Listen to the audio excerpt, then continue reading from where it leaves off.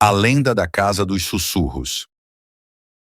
Certa vez, em uma pequena vila isolada entre montanhas, uma antiga mansão conhecida como a Casa dos Sussurros.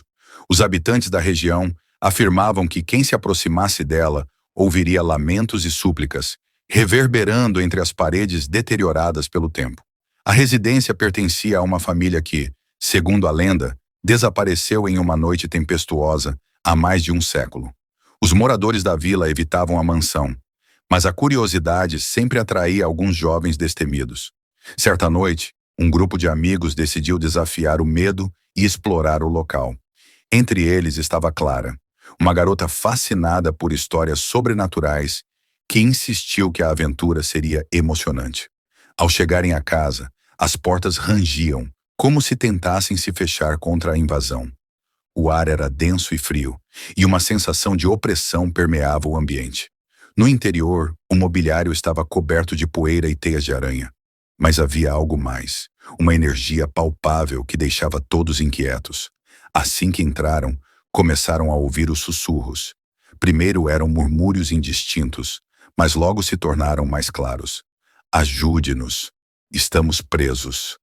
As vozes pareciam vir de todos os lados, fazendo com que os jovens se entreolhassem, preocupados.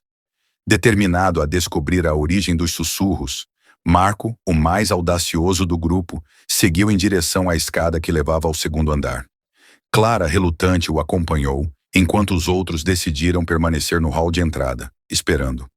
No andar superior, os sussurros tornaram-se mais intensos, quase ensurdecedores.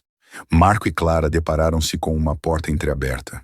Com um empurrão hesitante, adentraram o quarto, que estava decorado com móveis antigos e fotografias desbotadas. As imagens mostravam uma família sorridente, mas havia algo perturbador nelas. Os olhos pareciam seguir os visitantes, e em cada rosto havia uma sombra de desespero. De repente, a porta se fechou com um estrondo, e os sussurros transformaram-se em gritos. "Saia! Não fique aqui!" O medo tomou conta deles, mas Marco, impulsionado pela adrenalina, começou a investigar. Encontrou um diário empoeirado sobre a mesa e, ao abrir, as páginas revelaram a história da família. Através das palavras escritas, Clara e Marco descobriram que a família havia sido amaldiçoada por um espírito vingativo que os aprisionara dentro da casa. Cada membro, ao tentar escapar, encontrava uma morte horrenda, e suas almas estavam condenadas a vagar eternamente pelos corredores. "Precisamos sair daqui!" Clara exclamou, já sentindo a pressão da casa, como se as paredes se fechassem ao seu redor. Marco, apavorado, tentou abrir a porta, mas estava trancada.